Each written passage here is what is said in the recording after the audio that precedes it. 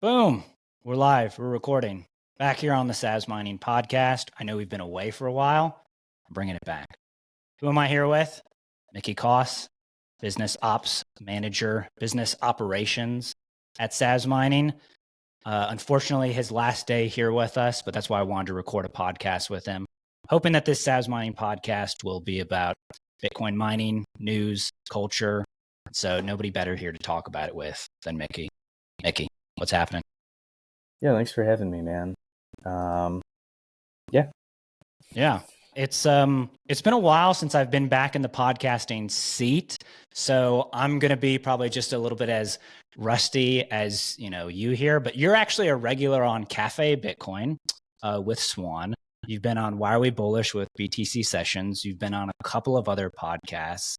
And I know that I've joked with you that you're like a micro celebrity within the Bitcoin veterans community. But it's true, man. I mean, people do actually know you. You've gotten us guests for our spaces that I've revived and stuff like that. So, yeah, I mean, I would actually love to start this off with, it is unfortunate that you're leaving Sazmining, but you're actually leaving for sort of a greater sort of service. I know you want to focus on your family. I'd love to talk about, your background. You have a military background and sort of how that may have differed from if this is like your first private market experience, especially in the Bitcoin space. But I know that you have a lot of experience in Bitcoin already, and you know quite a number of people. So, for anybody who doesn't know you, could you maybe give a brief background and talk about yourself here? Yeah, so I guess the only other real job I've had is working at a golf course in high school. Ooh, okay. Yeah. As a caddy or as something else? No, it wasn't even hard. It was they called it bag room attendant. And so we just dude would schedule a round of golf. You just okay, he's got slot 256. You'd go grab his bags, clean them, put them on the golf cart in sequence of how they're scheduled, and then and then they'd show up and take them, and then they'd come back. You'd clean their clubs, put them away. Sometimes they'd tip you, sometimes they don't. They'd often leave Always cigars tip. And stuff. Always tip in the golf cart. Yeah, it was fun though. So at the end of the night, we'd have to take all the golf carts down to the shed and clean them, plug them in. We'd just find you'd find money and cigars and stuff. So we just frequently we'd smoke cigars while cleaning golf carts and stuff. I got to drive the thing that picked up the balls on the driving range. Oh, I've always wondered what that machine does. It's almost like a reverse lawnmower because it just picks up stuff. I've seen them do it, and then I'm not that great at golf, although I do enjoy a driving range every once in a while. But there were people actually that I would go with that were better than me that would tee up the ball and hit that dude. You have to be in a battalion ready golf cart there to not get freaking cream. So wait, so the only private market job you had before you were in the military for 10 years, which, to me is an incredible amount of time. I mean, it's literally a decade. And when people think about decades of their life, just in one company or one service or one area, it ends up being a lot. The military is quite a different experience than working at a golf course. So I'm actually super interested. Are you from a military family? Why did you decide to go into the military? Yeah, so I guess West Point doesn't count as federal service, or military service, I suppose. But if you count the 4 years at West Point, it was actually I was in the military environment, subject to the Uniform Code of Military Justice for almost 14 years. Wow. And so yeah, man, it was fiat problems. So applied. I was getting ready for college, and it was just how could I ever pay for this? I don't want a 6-figure debt at 22. That's crazy. And then at a college fair at my high school, there was some dude in a uniform in the corner that no one would talk to. So I was just I'll go talk to him. Why not? And then he's like, hey, this is West Point. I'm like, cool. How much does it cost? And he's like, nothing. We actually pay you a little bit. I'm like, okay, cool. I'm sold. Let's do it. So I sort of go home and tell my parents, hey, I'm going to go to West Point. And then everyone's just kind of what? You're just going to go to West Point? That's cool, man. All right. And then everyone's reaction to it, I sort of like doubled down and went full 80 IQ. And I was like, okay, I'm going to go to West Point because it's free and because all these people like kind of laugh when I say I'm going to go to West Point. They didn't think that you could do it? I don't know, man. I didn't even understand what it was. I was just like, cool, West Point, it's free. Like you get to work out and stuff. Like sounds good. I did not put that much thought into it. And I mean, that's good. That's good to know because, you know, obviously one of the criticisms of the military is that like they go over, you know, they're recruiting kids, especially guys that are 18, where it's like you have no idea what you want to do. And it's sort of the opposite inverse of, you know, getting these student loans at 18. You're like, cool, I'll take on $100,000 worth of debt. You're like, what does that even mean? And by the time you learn what it means, you know, it's the only type of debt that you can't discharge. But isn't that like, I mean, correct me if I'm wrong, because I'm not from a military background, you know that, but isn't it sort of unusual to be from a non-military family and then go into the military? I suppose there's always like a first one, but like I don't get that impression. Like, what's that mix like? And like, was your family maybe concerned? Yeah, I mean, family is certainly concerned. Like your mom's always going to be nervous, right? I didn't even tell her before I went to Iraq. She didn't know I was in Iraq until I got home. Okay, I have a counter story to that, but continue. Yeah. Yeah, it's a good mix, but there are like a lot of to an extent it is a family business. Yeah. Mm-hmm. But it's super hard on the family. So like in my first 7 years in the Army, active duty, we moved 6 times in 7 years. Wow. Yeah, so like as an officer, they're constantly shuffling you around. So like you'll stay in a job for 12 to 18 months. Like if you're lucky, like 2 years, maybe more, but they want you to have breadth and depth. And so it's sort of like on to the next, and every job is like a stepping stone to the next. And then the duty location too. And so if you are at a specific location for like 3 years, that's pretty lucky. I had no idea. Like in a way that's kind of nice because it's a progression, right? So like, you know that when you're on to the next thing, it's not because, or you tell me if I'm wrong, when you're on to the next thing, it's not necessarily because you goofed up so badly that they're like, get this guy out of here. He's got to move him to Iowa or wherever they're shipping you to.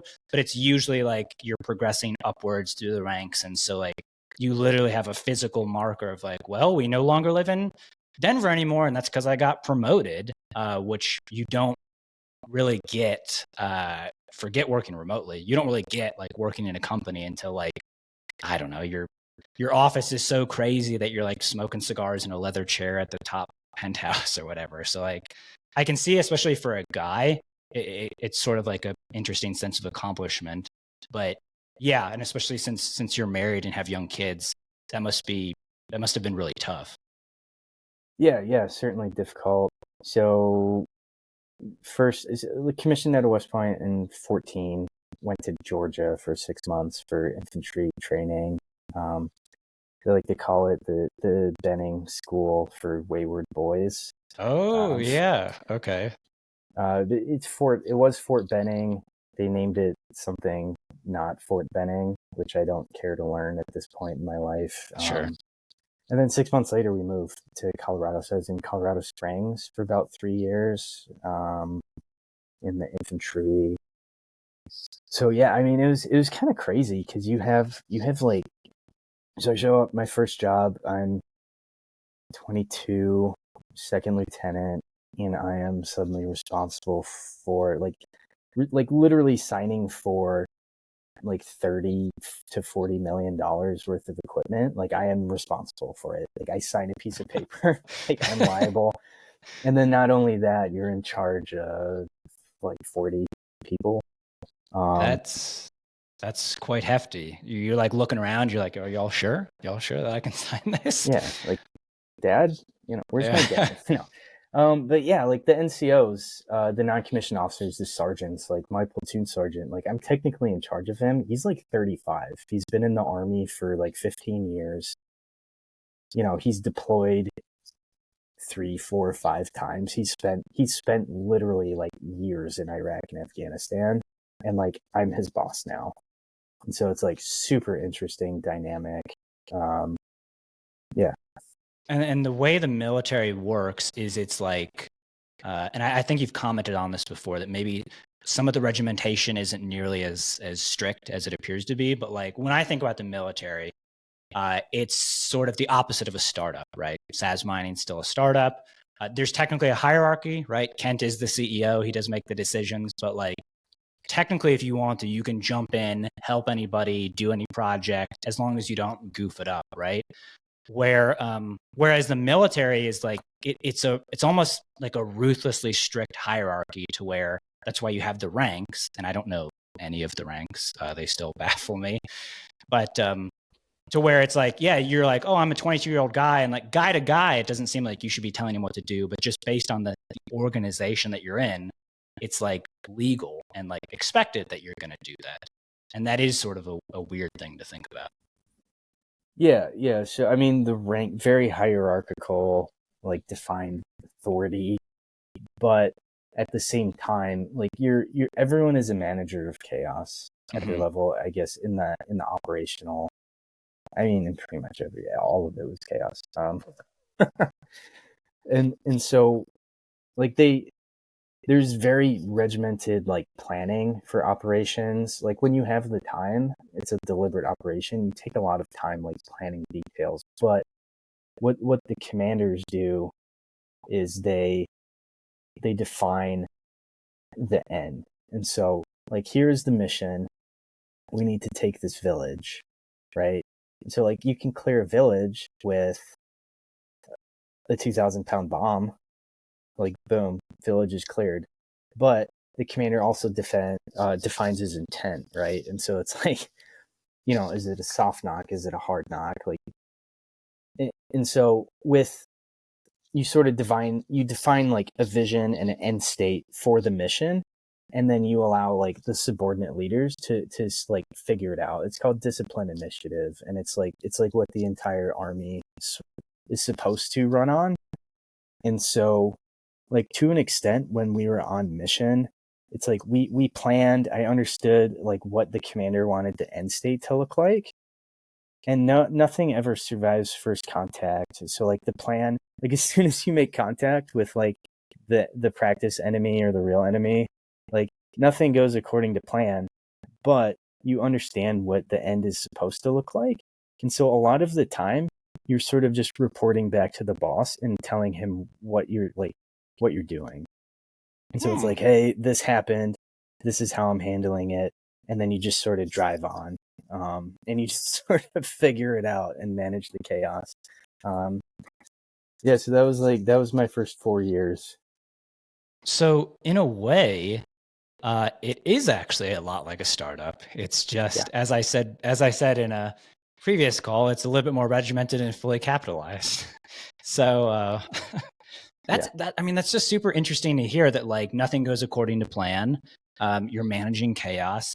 I'm thinking of one of the few military terms I know, which is FUBAR, but Mike Hobart told us about some other ones.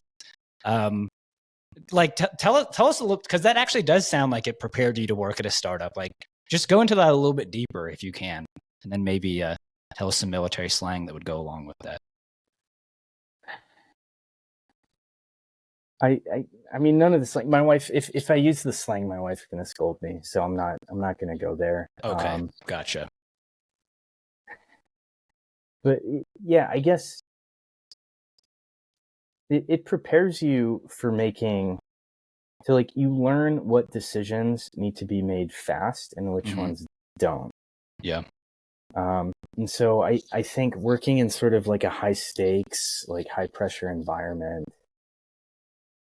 where like theoretically lives are on the line, it's like you need to make decisions quickly sometimes. Like even if people's lives are on the line, like sometimes you don't need to make decisions quickly.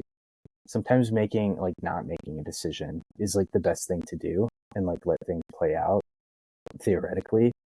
And so I guess it's like stress inoculation, to where you are able to sort of stay calm, cool, calm, and collected, and be able to like think critically through like what other people may perceive as unbearable chaos.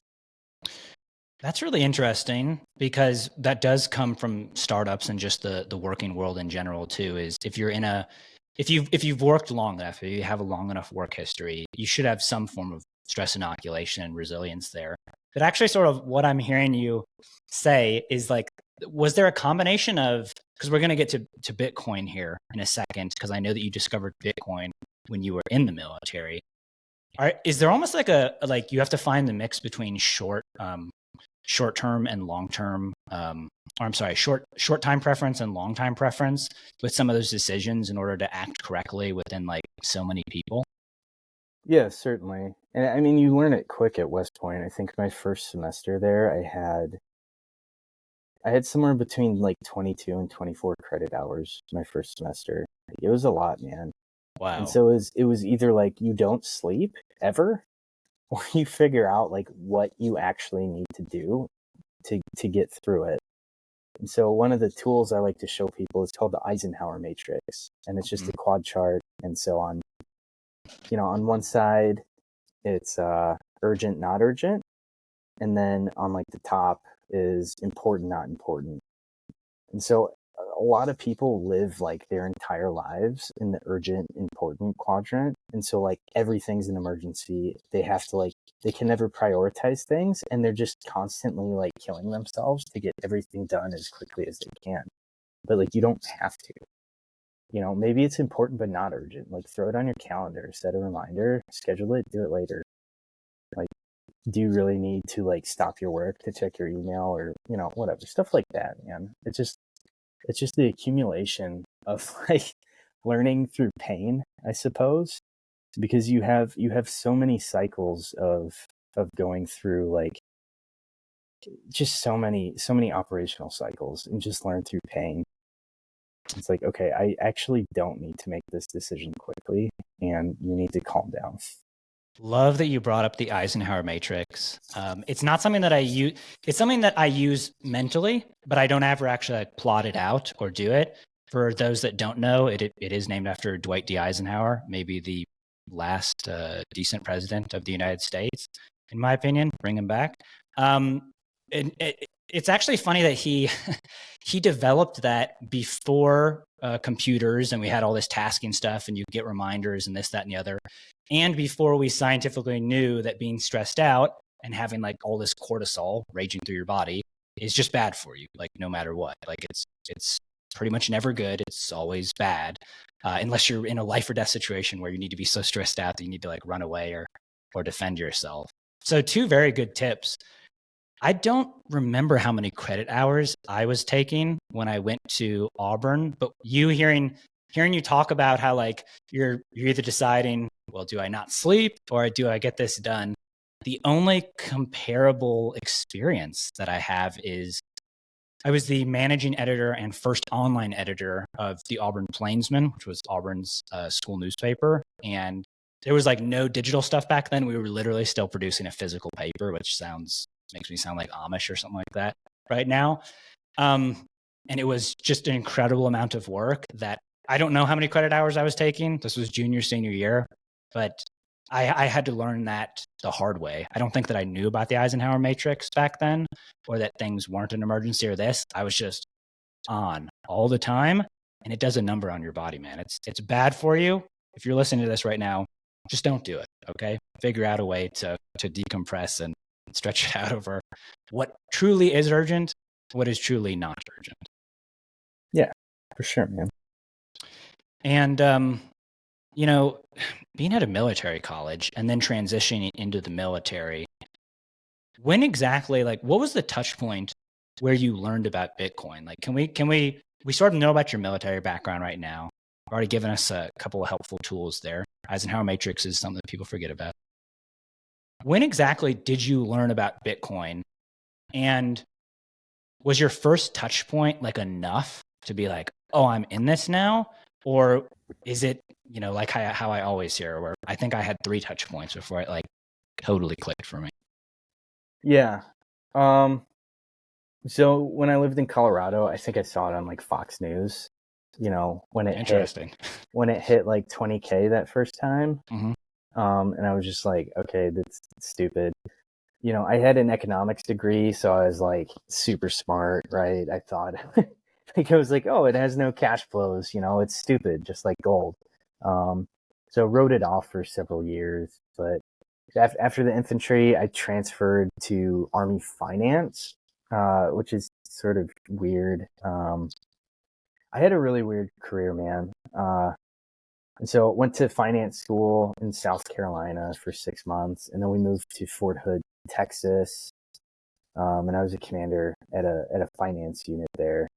And so after about a year in command, it was like, I think it was like January 2020. One of my soldiers told me about like mining. And so he was mining Ethereum. Looked it up. I was like, this made no sense to me. But like, okay, I saw Bitcoin mining. Like, Mm-hmm. all right. So I started looking into Bitcoin. That made sense. Okay, I understand like it's sound money, digital gold type stuff. And so I start talking to my wife about it. And she's like, no, are you crazy? And I'm like, I basically told her, I was like, hey, great idea. Let's not contribute to our IRA this year and buy a Bitcoin miner instead. And she's Okay. like, you are out of your mind. And so basically my wife forced me down this rabbit hole where I had to do like enough due diligence to convince her to do this. Okay. Yeah. And so I studied as much as I could, somehow convinced my wife to like let me spend several $1,000s on some like shady computer. And what I did, I actually got like a 10 GPU mining rig off eBay because I was like, oh, these ASICs don't like they use too much electricity. Like it was kind of expensive for my power bill. So I'll go with this GPU miner. And the dude just had it. He's like, oh, this like proprietary software that like optimizes your Bitcoin profits. It was just nice hash, man. It was just a yeah, so it was just a 10 GPU rig with like, and then he helped you install nice hash on it. What nice hash is like your rig mines shitcoins for other people and they just pay you in Bitcoin. I didn't even know that. I was just like, I'm mining Bitcoin. I'm awesome, right? So I have this 10 GPU rig, like mining shitcoins for like anons over the internet, earning Bitcoin. But just sort of like going down the rabbit hole, like COVID happened, $1 trillion stimulus package. And by that time, I had gained like a better understanding. And then I'm talking to my wife, like, hey, I think we should put like all of our money into Bitcoin. And she's like, you're crazy, dude. She's like, Mickey, the divorce papers, I have them underneath my pillow. I just have to sign them. Right? Yeah. No, but she's great because she forced me down the rabbit hole even deeper, right? Well, I was going to say, sort of like the stress inoculation there. Sounds like she's a smart lady. Everything that I've seen from her seems to indicate that. And so by her pushing back on you, instead of just being like, yeah, babe, whatever you want, you had to actually go do the hard work, learn, convince her, which is always wider preparation for, I always joke, it's like, it's 2024 and like, Bitcoin to me is like Coca-Cola. It's like, you haven't heard of Bitcoin? Like, what are you doing? But that's the majority of people. Like, there are people that I associate with in life that I don't talk about Bitcoin to because they've heard about it. They don't know anything about it. They're not interested in it. And it's like, cool, man. And in the back of my mind, it's like, there's this like revolution, this peaceful revolution playing out. And they just are not interested. It's not in their wheelhouse. And I get that there's lots of things like that for people, but and I hate to use a cliche, even with the ETFs, I feel like, my gosh, like we're still so early. So getting her to actually force you to do the work, like, I mean, How do you think that did prepare you for how you view Bitcoin now, and eventually working for Sazmining and the way that you are in the Bitcoin world now? Yeah, so she forced me deep, man. And it's funny because we experienced like that COVID crash from 8 Mm-hmm. to 3, and I did not understand it. I was like panicking. I felt like I was going to puke. And she's like, it went from 8,000 to 3,000. You just told me how great this is. Why don't we buy more? And so I actually orange pilled her better than I orange pilled myself. Smart lady. Smart Yeah. lady. Yeah. So like right after command, went to grad school, which was a cool opportunity. And I was like, so yeah, we're going with this. So Saz mining, yeah. Anyways, I just got like deeper and deeper down the Bitcoin rabbit hole at grad school. All the like business school professors were super arrogant about it, Mm-hmm. very off-putting.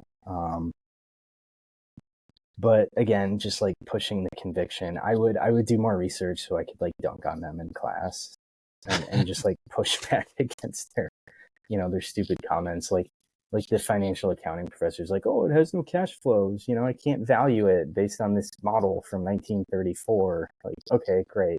So gold has no value either? Well, I'm not saying that. Gold doesn't have cash flows, you know? Um, I'm wondering if that was when VJ Boyapati's The Bullish Case for Bitcoin had been released on Medium, because one of the things, first of all, I love VJ Boyapati. VJ, come on the podcast. I'm gonna try with a lot of people. But one of the things I remember hearing him many years ago talk about, because he used to be a big gold bug. He's obviously like a big libertarian, and the way that he got his first bitcoins was somebody gave them to him, instead of like a silver eagle or a gold eagle, one of the gold coins. And his first question was, "How does this have any value?" And that's what started everything off. And so that's why if people are interested in Bitcoin, I always tell them to go listen to VJ and read The Bullish Case for Bitcoin. But I think that it's such a fundamental question, because you sound like you are not enthused with gold, right? You've already mentioned a couple times you thought gold was stupid. So you weren't a gold bug. And it seems like you are more of like maybe stocks and bonds, real estate, like sort of coming from that economic degree that you had. yeah. And I mean, let's say Bitcoin didn't exist. Well, then gold would probably be a lot more. Like at this point in my Sure. life, I would potentially be a gold bug. But I mean, Bitcoin is just effectively digitized gold that's like 1,000 times better. Oh, And yeah. also you have like these insane exponential returns that have yet to appear. So everyone thinks like, oh, Bitcoin's at 70K. Like, how could it go any higher?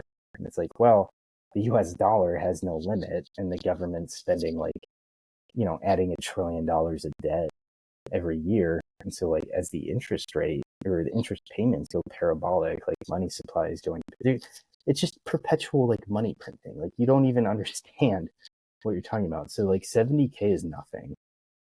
Oh, It's yeah. And obviously you got two Bitcoin bros here talking, so we're going to be in complete agreement on this stuff. But oh yeah, when you look at some of the valuations from now mainstream figures like Gary Cardone and like Grant Cardone, and not that I'm a big fan of him, but like Robert Kiyosaki and stuff like that. And when they go through, I think Saylor's arguments are actually sort of better, even if you look at it as digital property and how much property is in the world, and how much value is in the world, and if Bitcoin only sucks up a percentage of that, it has to go to mathematically a certain price per coin. And so it's funny. Whenever I take people through the price valuations, because people can get weird about the pricing stuff, I always take the most conservative approach, which is I tell them about the Winklevoss twins, who famously got screwed by Mark Zuckerberg and now own the Gemini cryptocurrency exchange. And their whole thing was, if it's just digital gold and it only goes to the market cap of gold, which is like 10 trillion plus right now, then you get $500,000 a coin. And that's without the revolutionary aspects. That's without the Lightning Network. That's without ordinals. That's without anything else that has already appeared. And so when I tell people that, like I remember telling my dad that, he was like, oh, seems like maybe I should get some. So 70K, severely undervalued, in my opinion.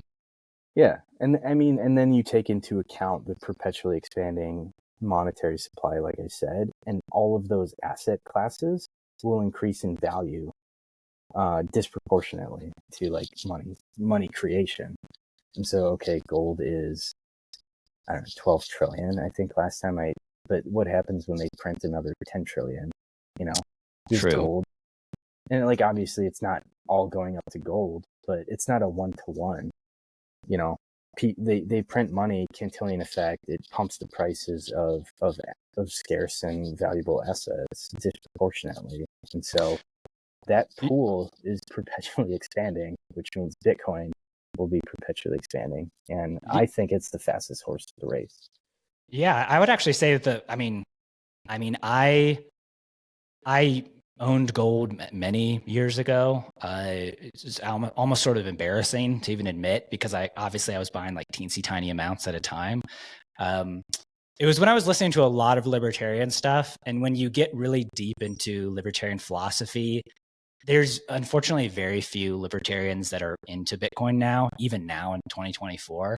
So you just end up being like, well, gold or cash and this, that, and the other. But even with all the money printing, I just have to believe that there's so few going into gold. Like, at least from what I see here in Denver and around the country, it seems like the majority goes into real estate and then probably the stock market, or vice versa. But I'm interested. So you never owned any gold whatsoever? You never had any physical gold? No, at one point I was, I don't remember what it was called. I had maybe a couple $100 in gold, like prior to Bitcoin.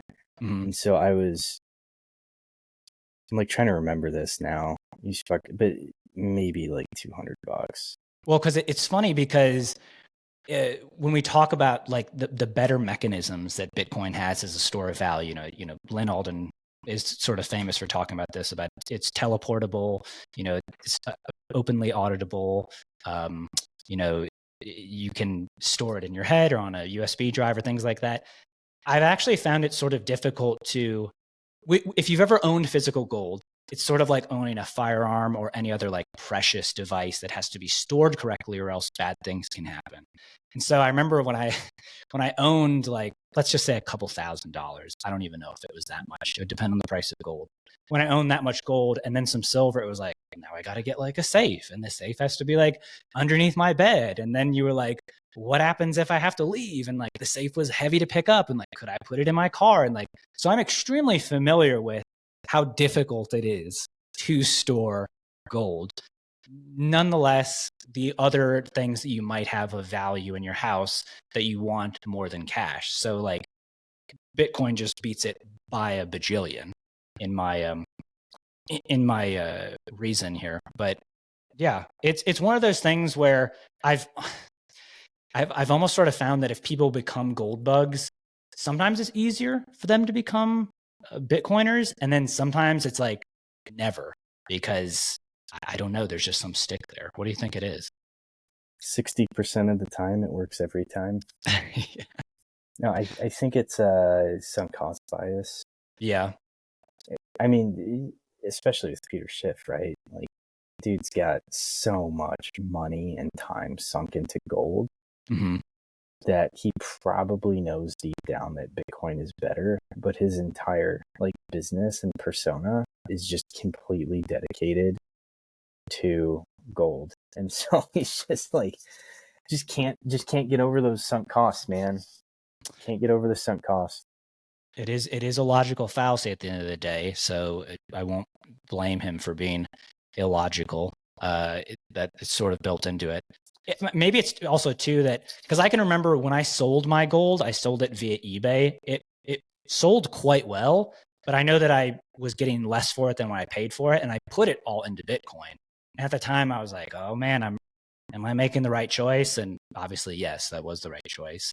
But just having to do it piece by piece and being like, this is physical, I can hold it in my hand, and then you have this, now it's digital. Like I said, it ended up being the right choice, but it was just, it's a weird intellectual hump to get over. And I never actually considered myself a gold bug. It was the best store of value. I knew it at the time. other than crypto, which I was broadly playing around with, which is not a good store of value other than Bitcoin. But obviously Bitcoin is separate from crypto. Yes. I'm interested too. So discovering Bitcoin in the military, getting your wife on board, doing all this deep research. Are there a lot of Bitcoiners in the military? Like, and I know that you're technically out now, but you've only been out for a couple months since you've been working at Saz. Like, what do you notice about? And now you're with, you help out Bitcoin veterans, and you know a lot of the Bitcoin veterans. Like, how prevalent is Bitcoin and the military? Because they seem like they would go well together. Like, sound money, sound currency, wealth, prosperity, discipline, fighting, preserving freedom, all that sort of stuff. Yeah. Not prevalent. Mm-hmm. I was on active duty. I was the only like hardcore Bitcoiner that I ever knew. Did that surprise you, especially since we feel like we're so late in the game now? No, it sort of makes logical sense because I would say like the members of the military aren't like most of them are generally not from like you're not getting like how do I say this? It's like the lower distribution of like the economic scale, I suppose. Mm-hmm. Sure. And that's just an unfortunate truth. It's like a lot of dudes from like rural backgrounds or like disadvantaged backgrounds. Can we put it this way? There's a lot of guys in the military, or a good majority of people in the military, that they may have been able to get into college, but they probably wouldn't have been intellectually prepared for college. It would have been too rigorous. So they're better off in the military doing physical stuff and having those other types of tasks. Is that like a more tact way to put it? Potentially, yeah. And Okay. I think a lot of them too saw it as like an opportunity to like escape potentially like cycles of poverty or like disadvantaged life. And so with that, there's a lot of sort of financial nihilism. And so a ton of crypto bros. And so like everybody that sort of discovered in my last unit, at least, that I was like Bitcoin dude, Bitcoin writer guy, they wanted to like talk to me about crypto. And so, they have, let's say, like one staff sergeant in particular, probably like early to mid 30s, probably making like maybe $50,000-$60,000 a year, like told me a story about how he was like playing the crypto markets and lost like 50 grand on Dogecoin. And I'm like, yeah, dude, just painful stories like that. And then a lot of them, a lot of like Reddit type, like meme stock guys who it's all very like low time or high time preference. Like they want to catch like the meme stock pumps. They want to catch the shitcoin pumps because their friend bought Bitcoin like 10 years ago and now he bought a Lambo and he's out of the army and he's got his $1 million, so he's set forever, right? And so it's a lot of like gambling mentality. And that was the predominant thing. Yeah, just mostly just like crypto and meme stock gambling types. I think you've told me also as well that like, because once again, I don't know how the military payment works or deployments or stuff like that. Is sometimes you'd go a long while and you get like these lump sum payments, and these guys would blow it all on crypto or meme stocks or drinking, going out, sort of stuff like that. Whereas they could have been investing it. And the only analogy that I can even think of, having never been in that environment, is it makes me think of those shows where the guys are crab fishermen in like Alaska or Maine. And so you're out for months at a time and you're doing all this hard work. And like, I'm sure you just want to die like the entire time. And you come back in, you get this huge windfall, but without some sort of basic financial knowledge to know how to allocate it, and without understanding how the financial system works, you almost sort of don't blame them, other than, maybe grown men should know better, that like you just want to relax and maybe hit that winning ticket so that you can escape. But it's unfortunate to hear the financial nihilism that's in the army, because you would think it would be, I don't know, maybe slightly less prevalent than it is in the general population, because you're sort of like taken care of by the federal government. But I don't know. Any more comments on that from you?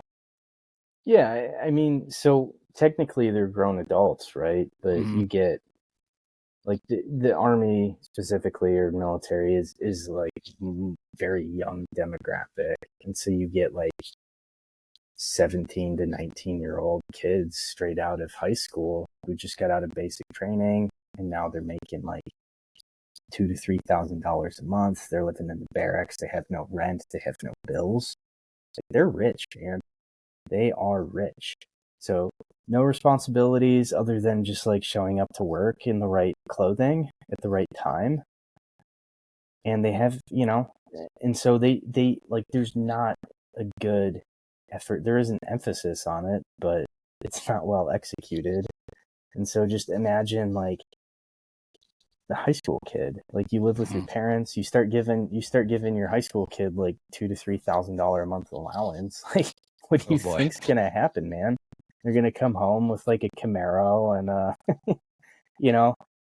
they're gonna get into trouble. And so it's just a microcosm of the United States. It's just a sample set. Like, there's fully grown adults that work on Wall Street that couldn't even tell you what money is, let alone like the 19-year-old private in the army who's making a paycheck for the first time in his life. Yeah, it reminds me of Wolf of Wall Street, when Jordan Belfort in the opening scenes he's like worried that he's not gonna make it up, and Matthew McConaughey's character is telling him, he's like, it's all fake, it's all whatever, nobody knows what they're doing. Sort of a microcosm there of Wall Street, which is sort of interesting now with the Bitcoin ETFs, because you'd think that there are some people that would get it, but at least from podcasts that I've listened to and what I can observe, it's just another product to sell. And even if the underlying product is revolutionary, they're not super aware of what is going on there. When guys would try to talk to you about crypto, knowing you as like the Bitcoin guy, would it be like serious conversations where maybe you try to be like a little bit more fatherly and be like, here's why I believe in Bitcoin, like maybe you should just put a little bit into Bitcoin and then YOLO the rest, and learn your lessons the hard way? Or was it always just a non-starter to where it's like, and I can't think of how many times I've heard this, they're like, oh, Bitcoin's old, I'm late, I can't do it, and so they're just going to go into the new thing? It was a range. And so there were soldiers who were like crypto, and I did, you care about them, right? Sure. Yeah. You're responsible for them. And so I had like fatherly conversations with them, and a good number of them are now like Bitcoin purists. So not necessarily to the level where they're like, they got a cold card and they're holding their own keys. Like, some of them certainly did. Others have, they leave it on Coinbase or whatever, but I'll always recommend like the Bitcoin only exchanges to them. Like, a lot of them offboarded their shit coins and went Bitcoin only.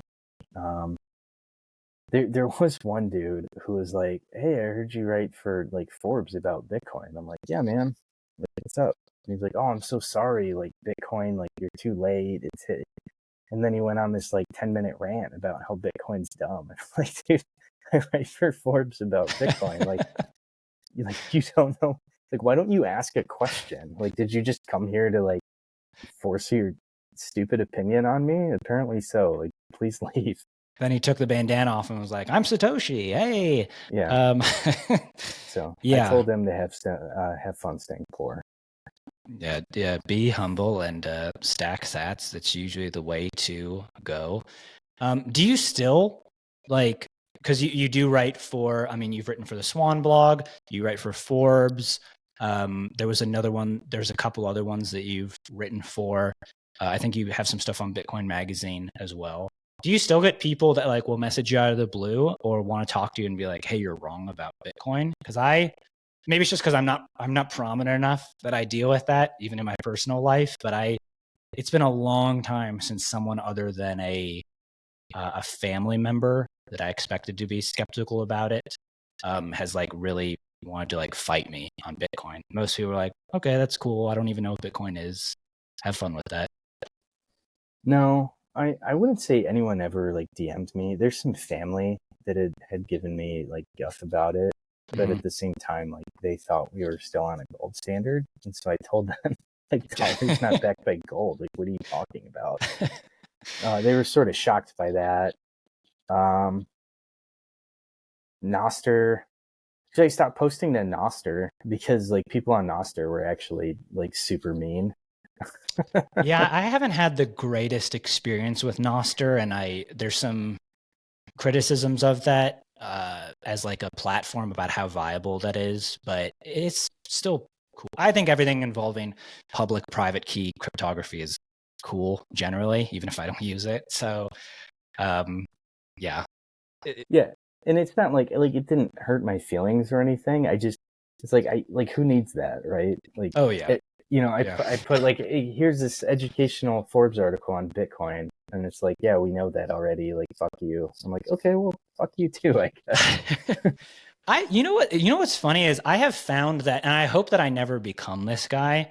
I have found that, as much of a Bitcoin maxi as I am, and knowing about it as long as I have, I really have found that there are just a lot of people who, once they've been in Bitcoin for a certain number of, let's say, years, they get so curmudgeonly about it that they like almost don't even want to talk to newcomers about like what a UTXO is, or that a Bitcoin divides into Satoshis, or like, hey, you should put it on cold storage, and like stuff that you generally would want everybody to know if you're expecting this to be a worldwide peaceful revolution. And that's something that I try and stay cognizant of, and sort of probably why I can unfortunately never become a toxic maxi. It's just not in my personality. I try and stay cognizant that this day, as we're talking, even though you and I have known about it for years, somebody today, even though it blows my mind, somebody today just learned what Bitcoin is, or they just learned that we cut off the gold standard, or they just learned that you're like, hey, the Republicans and the Democrats are kind of the same party, right? And we need to change a bunch of stuff up here.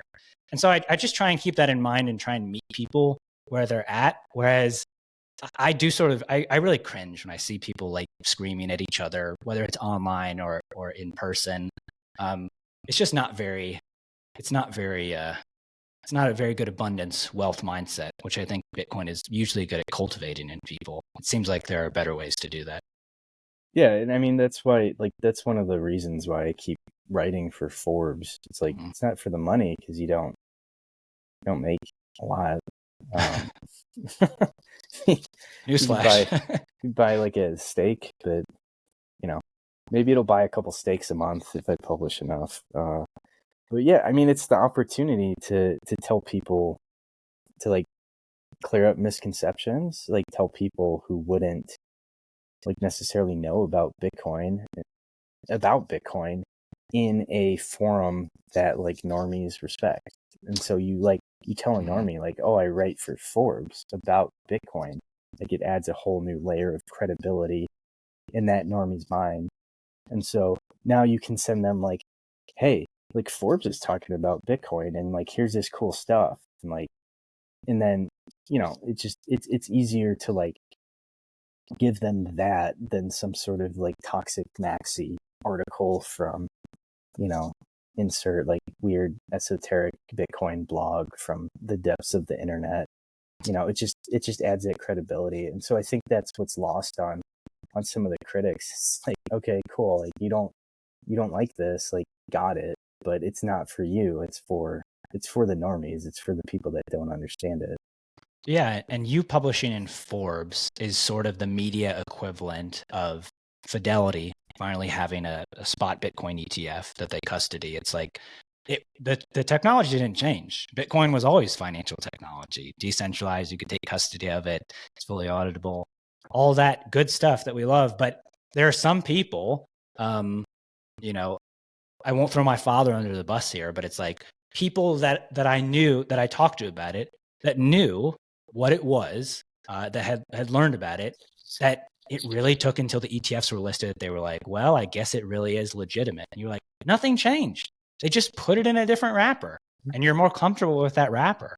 And so I'm really cognizant of that when I try to talk about anything related to Bitcoin, even Bitcoin culture, which I mean, there's lefty Bitcoin culture, there's conservative Bitcoin culture, there's everything in between. I'm sure just like there's military subcultures. So yeah, it's, I hate to use another cliche. I feel like I've already used a bunch of cliches during this podcast, but like education is key. And I'm not sure if there is so much thing as too much education. And luckily, just when you think that you know everything about Bitcoin or that you've talked about everything related to Bitcoin, it'll smack you and something comes out of left field and you've got something else to write about and talk about.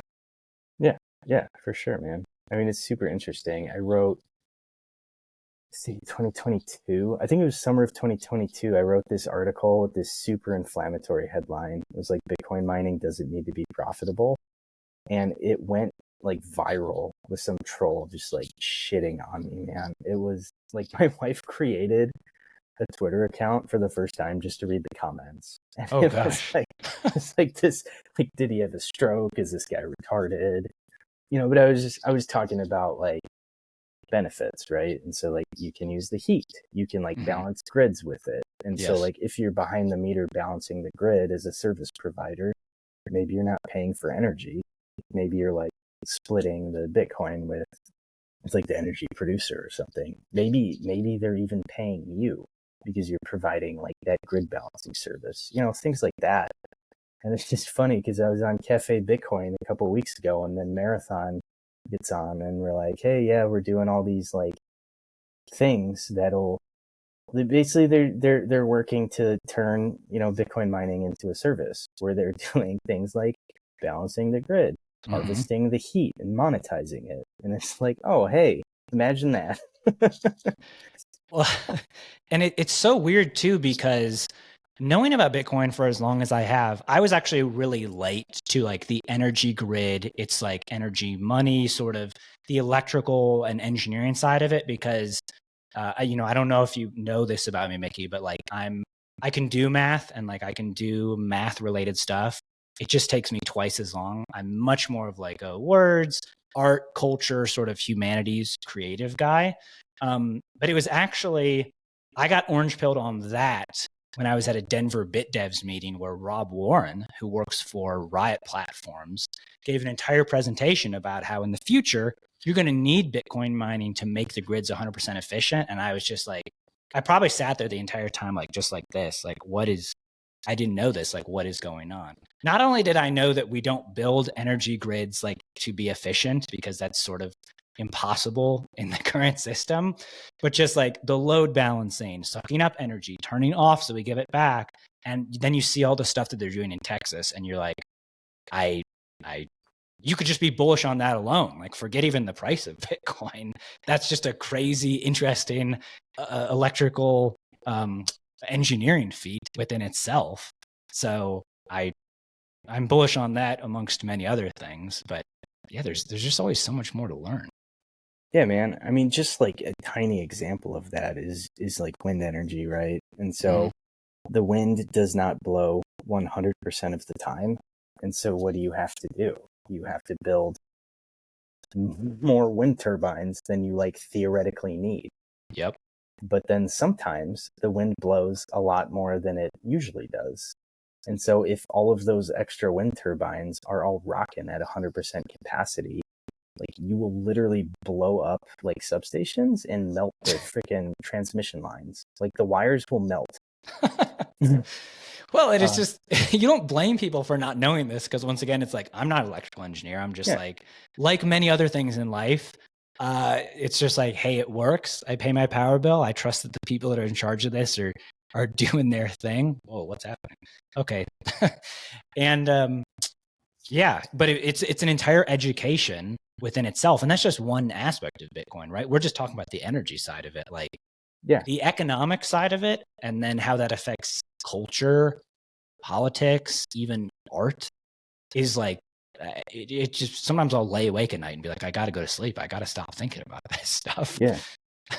And so, like, a consequence of that wind energy thing I just mentioned is negative energy prices. And so, like, in the Midwest corridor, particularly, like, you gotta overbuild wind because it's not rocking all the time at 100%. But when it is, like, there is so much energy that you can hit the brakes in the turbine and literally like stop it or slow it down. You can run a wire into the ground and just discharge electricity into the dirt so that you don't destroy your infrastructure by overloading it. And then you have like so much energy that they can't even like consume it, and then the price goes negative. And then literally all of the prices are negative because there's so much energy. And then so you get reliable base loads like natural gas, coal, nuclear, that have to like bid into the market at the current spot price, which is, I don't know, negative whatever. And so like they're taking losses because these people made poor decisions with the wind. So you just take like a shipping crate full of miners, put it down where the wind turbines are, and they're like, oh, they're producing too much electricity. Like, boom, miners kick on, and it just sucks up the energy, absorbs it like a sponge. And then now you have a floor on the price of energy, which is good for everybody. And then it's getting converted into hard money instead of converted into like discharged electricity with dirt, brakes, and stuff. And it's crazy to think about too that like we are still so early on this because most electrical engineers and grids are not doing this. This is still, I consider, kind of fringe, even with the huge platforms that Riot and Marathon and all those miners have, those public miners. It's sort of interesting to compare it to like we're living through a time now where the energy grid is inefficient and therefore energy costs probably much more than it should. And it almost makes me think about how like, when TVs came out, like a lot of technology in general, TVs like in the 60s, like there were big screen TVs and there were TVs and projection screens and all that, but they were produced so inefficiently with lackluster technology that like, of course they were expensive. And how now in 2024, the TV that I bought for my apartment, which is bigger than anything my parents had growing up with until they were like 40 years old, it was like $300. It connects to the internet. I can like do all sorts of stuff on it. And you're like, yeah, why would anybody ever have like a tube TV that's only in black and white? But it's just the way it was technologically wise because there was no improvements to be made at the time. And how we may be seeing that with energy and like, we could just have so much cheap and abundant energy that like it probably won't be free, but like it might be close to free in the future, depending on what happens. And that should blow anybody's mind, in my opinion. Yeah, for sure. I'd love to know too, other than energy, which is sort of one subculture of Bitcoin, which takes a little bit of technical expertise to know, but I feel like once you see it, you can't unsee it. You're big in Bitcoin veterans. And I say big in Bitcoin veterans in the fact that like you've spoken on a Bitcoin veterans panel, I think at Pacific Bitcoin. You know the guys that are literally called Bitcoin veterans. They have a podcast, the Bitcoin veterans, Mike Hobart, Alex Stanzik, Gabe, and I'm forgetting the other guys. You know them all if you want to list them. Shane and Jordan. There you go. Shane and Jordan. Sorry, I didn't remember you guys. They're blowing up. What have you noticed? Like the Bitcoin, I feel like Bitcoin veterans in particular are like a subculture of Bitcoin in the same way that like there are Bitcoiners that they live in El Salvador and like they're really bullish on El Salvador. There are Bitcoiners that are homesteaders. I know there's a lot of Christian and religious Bitcoiners. I know Trey, the progressive Bitcoiner, and Jason Mayer, they're sort of like lefty, more politics Bitcoiners. What is the sort of Bitcoin veterans subculture like? And does it compare really to the military subcultures at all? Or like, how do you feel about that? Yeah, I mean, I think it's cool. So they're doing a lot of cool things. It's just it's like a decentralized like support network with a lot of different initiatives going on. So like Gabe Lord has Operation Bitcoin, which is a nonprofit trying to like train, educate. He's starting up like a transitioning veteran talent program so that like Bitcoin companies can get basically a good hiring pool of veterans that are coming out of the service and like Bitcoin. Dude, there's so many things, man. But yeah, it's just connecting, and just building community. And when you build community, you build resilience, and just, you keep each other accountable. Sort of like an iron sharpens iron mentality. With the veterans, you can sort of say things that would probably offend most sensible people, but we all think it's hilarious. But yeah, People that don't have a sense of humor is what you mean. You get somebody like me who's not a military guy, but wishes he knew more military guys so that I could truly embrace my love of stand-up comedy, which most people are lacking in. Yeah. Yeah, man, it's just sort of, I think we're all sort of bonded by this disenchantment with like the military industrial complex fueled by money printing, right? And so, like, for me specifically, interested in the military from a young age because I watched 9/11 happen, and it's like those bad terrorists overseas, we got to go kill those guys. Like, yep, let's go kill them. But then you sort of learn, you go and you see what's happening. And I mean, we left Afghanistan, Al Qaeda attacks the New York City in 2001. We invade Afghanistan like several months later. And then 2 years later, we invade Iraq. We're now out of Afghanistan. We're still in Iraq. And it just it doesn't make sense, right? And so let's disregard all the 9/11 conspiracy theories that are floating around, right? But it's like the country that attacked us, we spent 20 years there and then abandoned it, and then the country that didn't attack us, we are still there after 20 years, and it's just sort of strange. And so you sort of come to the realization that maybe you aren't supporting and defending the Constitution after all. Maybe you're supporting and defending Halliburton and General Dynamics and the military industrial complex writ large. And a lot of guys they see their friends die overseas and come back, what was that all about? And then and so Bitcoin makes a lot of sense from that freedom aspect, where the money printing is not only strengthening the military industrial complex, leading to sort of perpetual state of global war and conflict, but it's also eroding our freedoms, because that also leads to things like the Patriot Act, where it's just sort of perpetual domestic spying. And the more the government spends, the more entrenched in the economy, the less reluctant they are to cut spending, and it just sort of spirals into this state where the federal government just keeps clawing more and more power, and it's just really disheartening to watch, especially as an active duty officer, because you're like, man, I thought we were like COVID, man, that was awful. Mm-hmm. I'm this active duty, I just got promoted, did my oath, I will support and defend the Constitution, and then COVID happens, and you're kind of scared, kind of what's going on. A couple weeks later, okay, it's basically the cold for vast majority of people, and then you have lockdowns, and it's I'm over here we're doing the Constitution thing, right? Where are these lockdowns coming from? And then you got governors just declaring perpetual states of emergency and just renewing it over and over and over again. It's what the hell have we become? What am I even doing this for? And I'm rambling.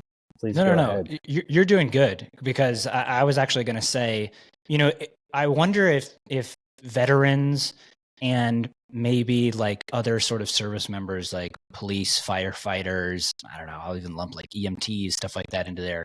People that are doing real labor, they're out there in the world, they're not sitting behind a desk like the vast majority of white collar workers are.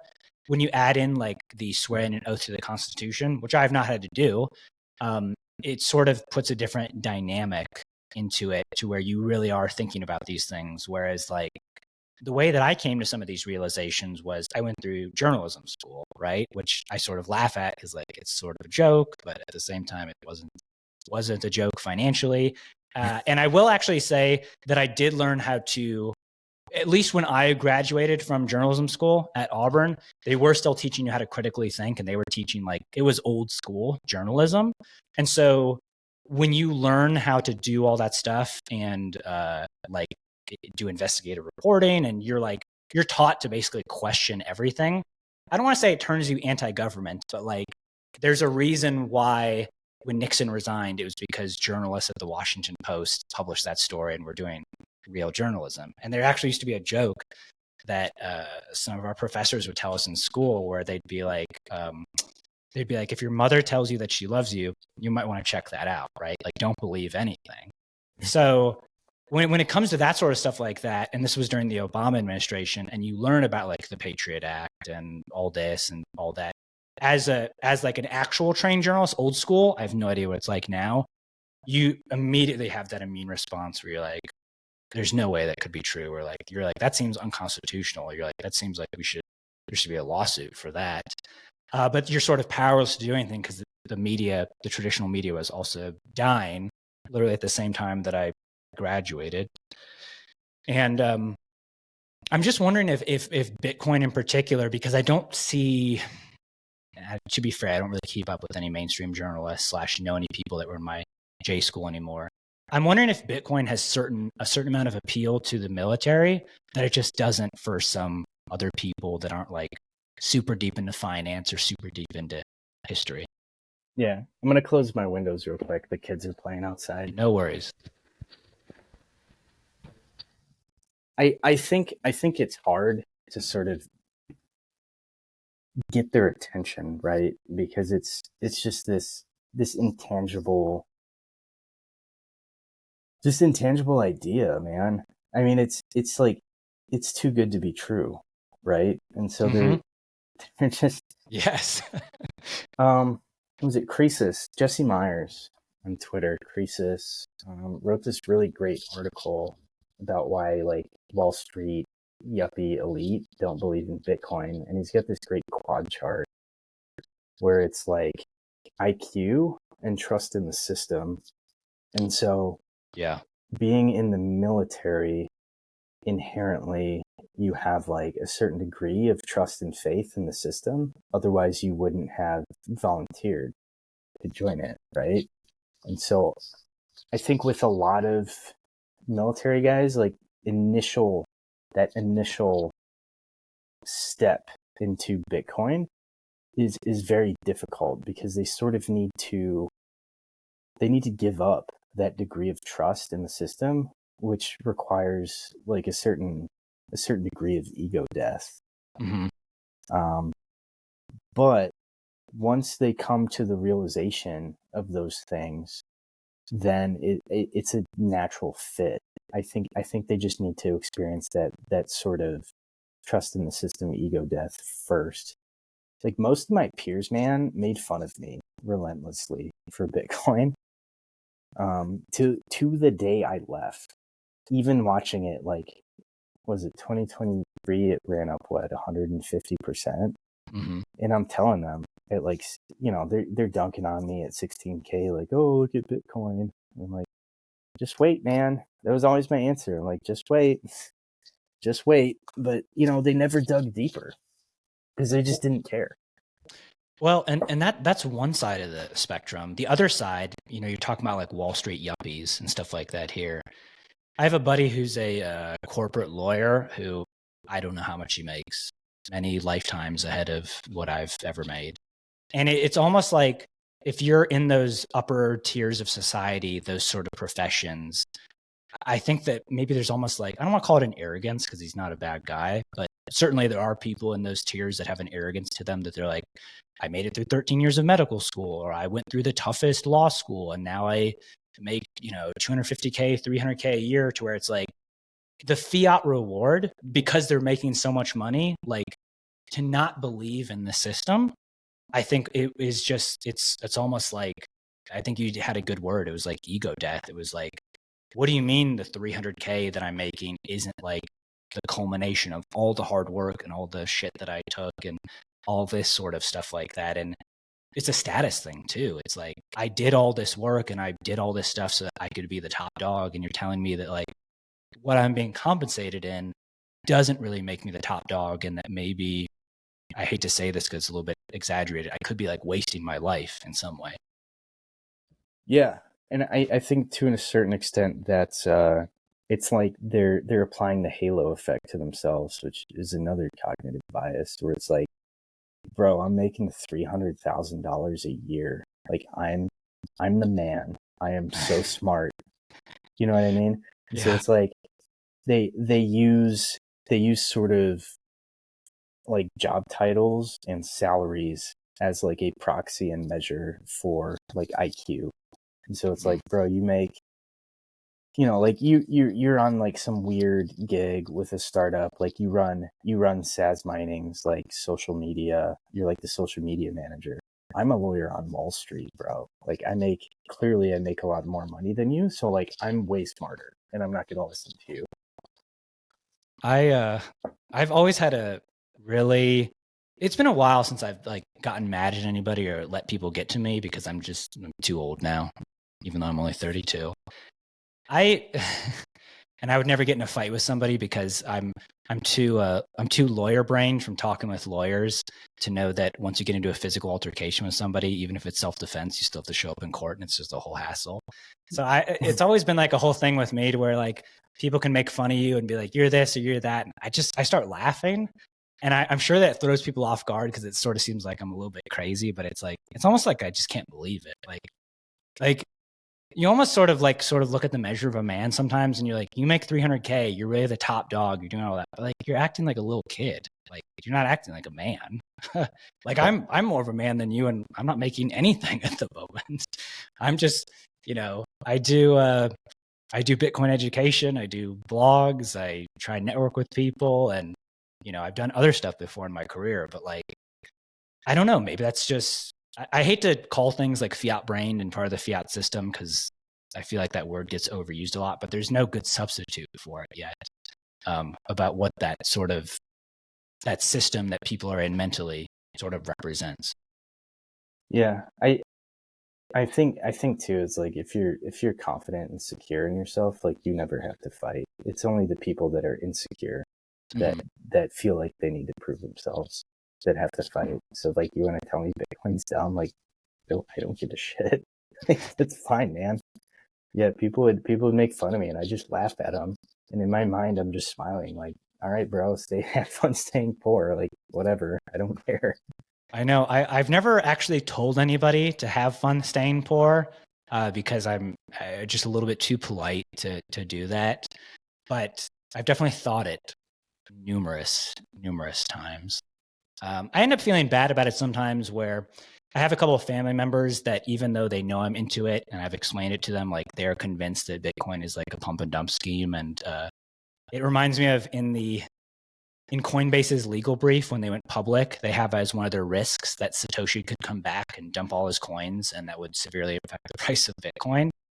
Interesting thought experiment, but I don't think it's going to happen. But yeah, it's sort of like, I don't want to pity people, but then at the same time, as we've discussed here, almost ad nauseum, it's like people are grown adults, and if they don't want to see it, and they don't want to do the research, you don't even have to listen to me or listen to you. Like there's plenty of other people that are way smarter than us that have charts and diagrams and all sorts of stuff that is publicly auditable and available. You can learn for yourself. It's just sort of still disheartening to me that even now with the ETFs, people are like I said, my family members be like, it's a pump and dump scam. I'm like, how could it be a pump and dump scam? Who's pumping it? Who's dumping it? I mean, other than Wall Street, but that's with the ETFs. It's not with actual, it's not with actual spot Bitcoin a lot of the time. Yeah. I don't know. Have fun staying poor, I guess. Well, Mickey, we booked you here for an hour. We've gone over an hour. I wanted to see if there's any other questions that I wanted to ask you here, see if we got some ones from the audience. I know that you were sort of rounding up your last day here at Saz, and I'm sort of using this as an excuse to just talk to you for longer than I should be able to talk to you. So I'd actually like to ask you like a couple like quick questions, and then I promise I'll let you go here. One of those things is we had a question from the audience. I don't know who asked it, and it's admiring your beard, right? So you have a great beard. I don't have a beard because I actually cannot grow decent facial hair. So this mustache, that's golden. The mustache is very polarizing, especially to women, I've noticed. But I like it a lot. You, meanwhile, have this thick, amazing, masculine Duke Cannon sort of beard, right? And somebody asked a question. They commented that it sort of looked like Jack Dorsey's beard. It's not as long. And they said, why do homeless dudes and dudes with 9-figure incomes have the same beard? Mystery, man. I mean, Jack Dorsey doesn't have the sides though, right? It's just sort of, it's like Rasputin, so. Like with feudal Russia, or when the czars were there. He's also bald, and you're not bald. Is he bald? He's definitely he's bald as a cue ball now. Last time I saw him, I don't know whether he shaves or whether he's lost all his hair, but that's my understanding. Yeah. I don't mean to shit on Jack Dorsey, by the way. Super. So like when I first signed up with Forbes, like I randomly Noster tweeted something out. I was like, hey, I want to interview Jack Dorsey. Mm-hmm. Like, does anyone know him? And he responded within like 20 minutes. Oh, like, no, he zapped me. I think it was 1,000 sats on Noster when Amethyst was like brand new. And I said something like, it'd be really cool if I got zapped by Jack Dorsey. I love what he's doing for Bitcoin. And he was like, here you go. And here in Denver, we have Tatum Cave, also known as Tatum Turnup. He's one of the few comedians in the Bitcoin space between two ASICs. Great show. Highly recommend people check it out. And I've heard him talk about how he just DM'd Jack Dorsey when he was going to be in, I don't know, Costa Rica or Nicaragua or something like that. And Jack Dorsey was like, yeah, man, I'll give you 30 minutes. It looks like fun. And he flew down there, interviewed him like next to some resort or jungle, thought that Jack Dorsey was like going to be pain to deal with or crazy. And he was like, no, dude, he's a super genuine, good dude. You can tell that now that he's into Bitcoin, instead of all the other stuff he's had to deal with, I guess he's gone like full Zen or something like that, which I can see. He spoke to me for like an hour and a half in DMs on Noster. That's pretty cool. Yeah. That's pretty cool. Super generous. So yeah, no harm to Jack Dorsey. He's a good dude in my book.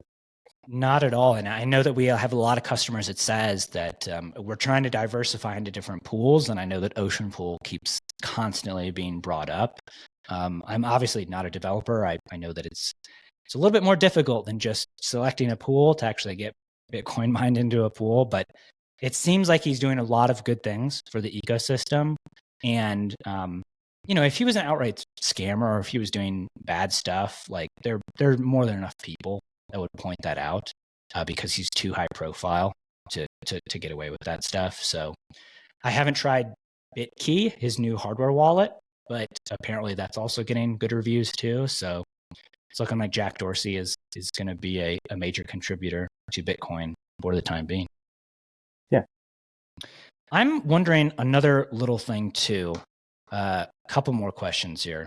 What do you think about ordinals / your prior experience in crypto versus now being Bitcoin only? Because ordinals are this weird thing where they brought in a lot of the crypto elements, but they're actually good for miners, but they're also, it's just like a whole hullabaloo in Bitcoin. And I'd love to know what you think about them, even if you have no experience buying them, selling them, holding them, whatever. No, just Bitcoin, man. Okay. Ordinals are dumb. I mean, they're like miners like them, obviously, because they drive the fees up. So miners make more money. Like incentives are aligned. Miners enjoy ordinals. Fine, whatever. I think it's just a phase, man. Like I can't imagine people spending like tens of thousands of dollars for very long to like send JPEGs to each other. It's just crypto shit, man. Like Bored Ape Yacht Club or whatever it was, like a couple years back, and now all the celebrities were getting them. And then every once in a while I see an article like, oh, celebrity sells his board at eight whatever for like $50,000 loss, And so it's just like, it's like the thing until it's not the thing. And eventually people are going to move on because it's stupid. And so like the ordinals number the Satoshis, which is a completely separate protocol outside of Bitcoin.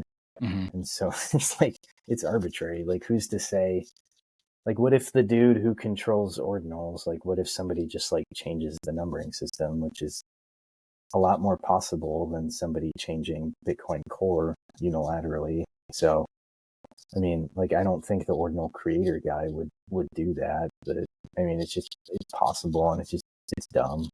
It's just dumb, man. I don't know.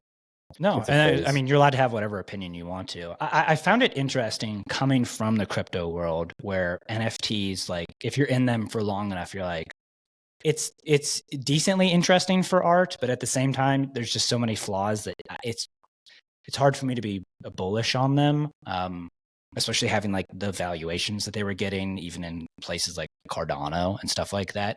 What I always think is interesting about ordinals that some people don't seem to understand is that they rightfully point out that it's a lot of crypto behavior, like degen behavior that didn't exist in Bitcoin beforehand.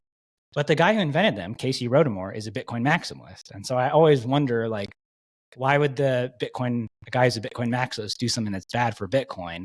And I sort of just come back to like, it's an unintended consequence. He didn't know that it was going to blow up like this. It probably will eventually fade out. Just because fees will rise so high that it will be literally unaffordable to inscribe them.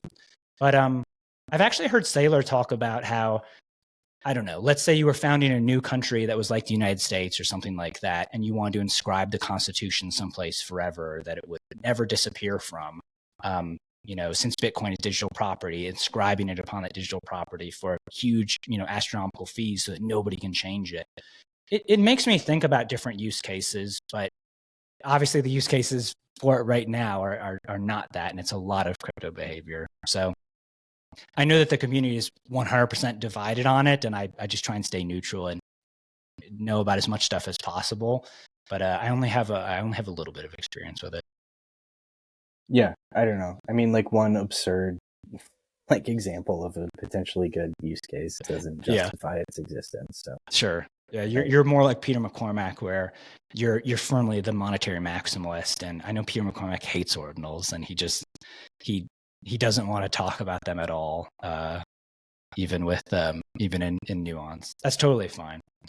Last question here, Mickey, and maybe actually the most important question. No, waiting for the punchline. No, seriously, most important question. So you're a father. You've got a bunch of kids, you got a wife, like you're firmly like a family man, a dad. I'm not any of that. Like I'm a single dude. I guess I am technically dating a gal now, but I don't have any of those responsibilities. So like the weight of the world, even when I look at stuff and see the way things are going, and I believe in Bitcoin, like sometimes it's just less impactful to me because it's like, yeah, like my parents are going to be okay. My brother's going to be okay. Like I'm not fully responsible for like what the next generation is or anything like that yet. That could change.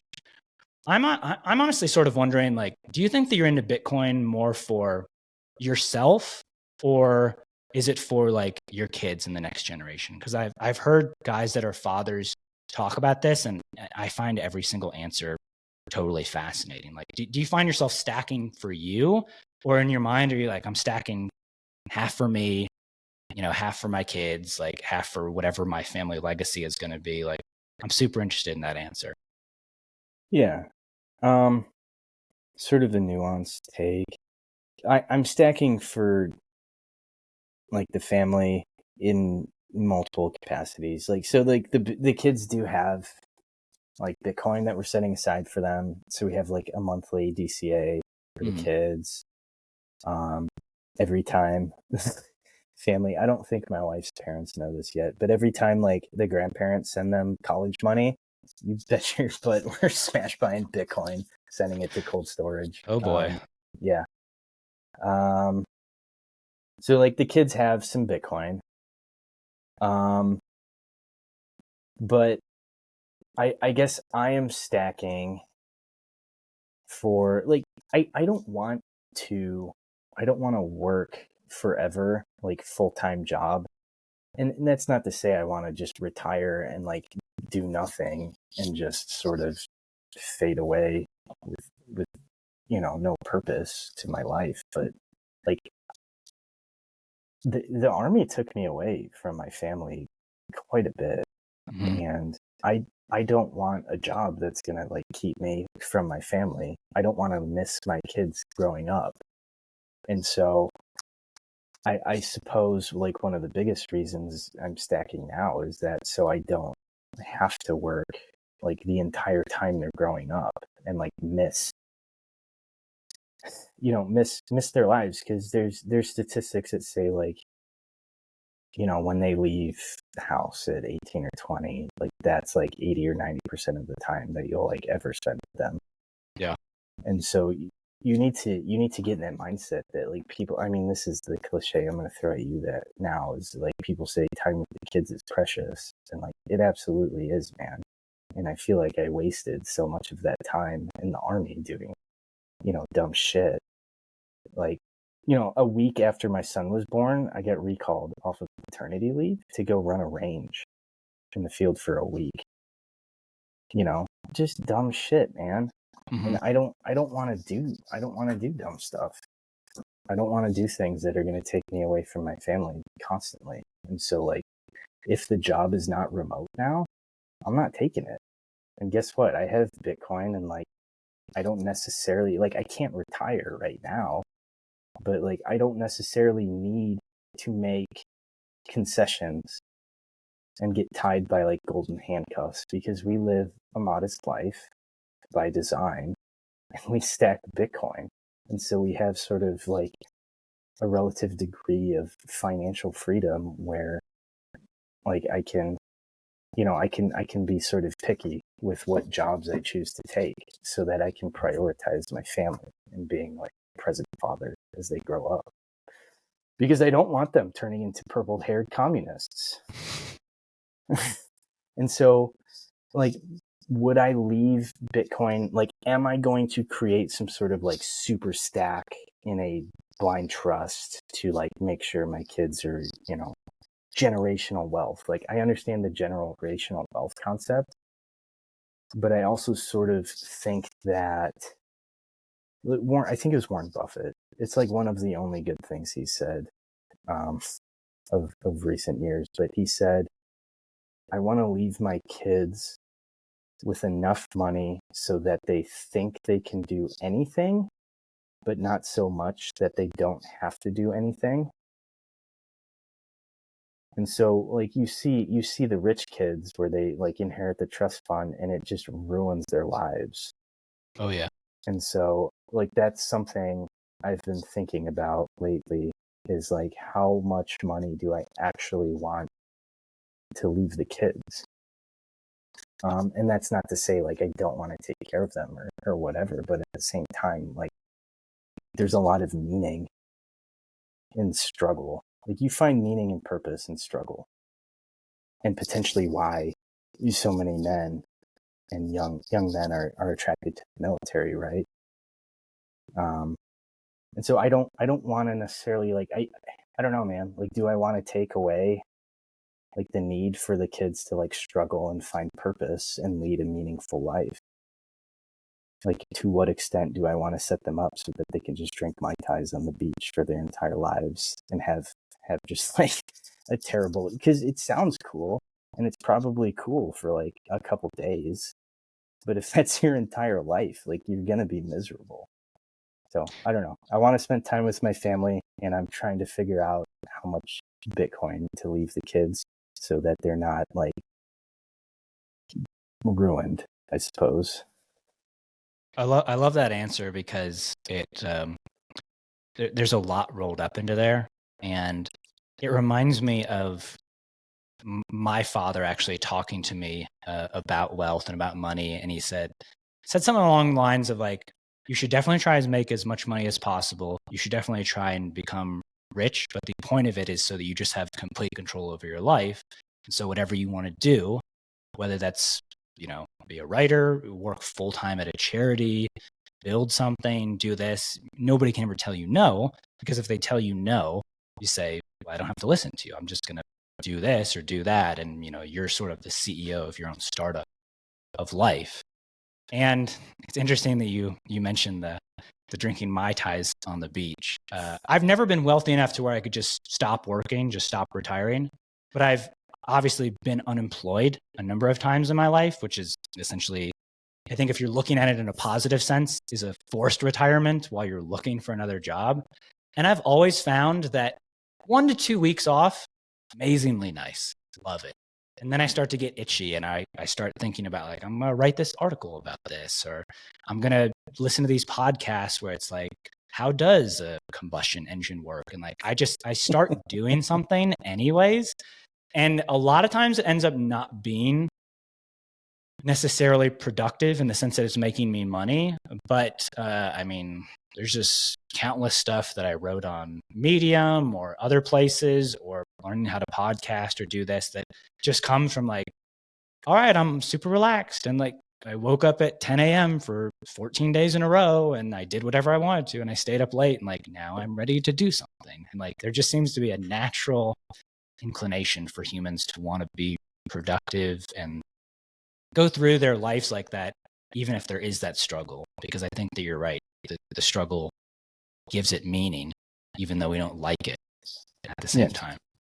The pursuit of happiness will never lead to happiness. You need to pursue purpose. And then even through like struggling to find purpose and meaning in your life, like that's what makes you happy. Like that's rewarding. And as they say, everything that's worth it ends up being hard in the thick of it. We're all too aware of that at Sazmining, even as the bull market appears to be ramping up here. So I think that I want to end it there, Mickey. That's a good place to end it. Sad that it's your last day here at Sazmining, but love that we could end on that note, because even though you're leaving us here at Sazmining, you did so much in terms of organization, helping us out. You're a true Bitcoiner, Bitcoin miner. And now I feel like you're going on to, honestly, I'll say it, I think it's a better form of service, right? Serving your family, serving the local people that you know, of course, still stacking Bitcoin. I'm sure that this is not the last that we're going to see of you in the Bitcoin space, since you're associated with the Bitcoin veterans, and hoping to see you in Nashville if the entire Saz team can go there. But I'm wondering, hopefully I can get this podcast off the ground and keep getting good guests on. Would you mind coming back as our military correspondent every once in a while? Yeah, sure, man. Just don't ask me like current event questions, because I don't watch the news. Neither do I. I won't. All right, folks, we're going to hang it up there. This has been the Sazmining Podcast, talking Bitcoin mining, news, and culture. Our guest has been the wonderful Mickey Koss. Where can they find you online, Mickey? And then we'll sign off. Twitter and LinkedIn. And if you can't find me, then you probably don't deserve to, I guess. No, I'm just kidding. And that's Koss, Koss. He writes for Forbes. He's not under Mickey Koss on Twitter at the handle, but he is. You'll see his picture there. It's Plebis Economus, I believe.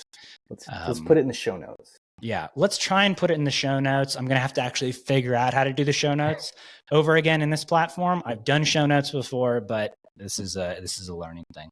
We've had you for long enough here, Mickey, so thanks, man. Looking forward to talking to you at some other point. Yeah, thanks, man. Appreciate it.